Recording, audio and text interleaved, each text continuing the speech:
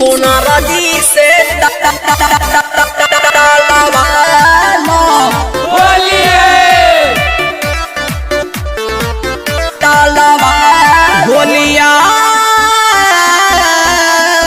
होलिया में मौजा उठा लो सोनार जी से डालवा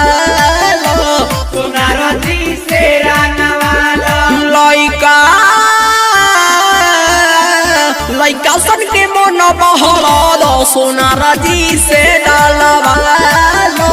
सोनार जी से रंगवा लो सोनार जी से डालवा लो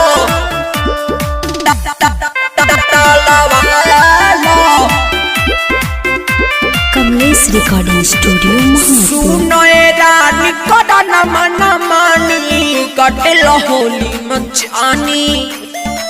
ले ले पानी रंग लाला का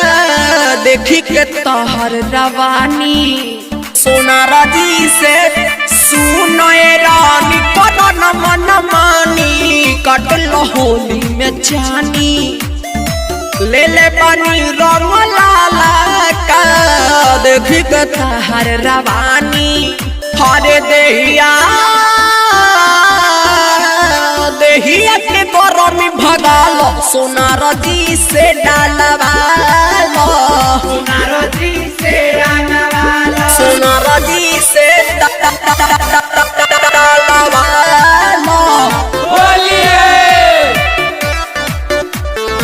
सचिन राहुल सोनी खेत हर खोनी मंजित नीतीश कहत बाड़े छोड़े लगबू नानी सोनार जी से सचिन राहुल सोनी खेत हर खोनी मंजित पिंटू नीतीश कहत छोड़े लगबू नानी शुभम सोना के संगे हिलालो सोनार जी से डालवा लो सोनार जी से रंगवा लो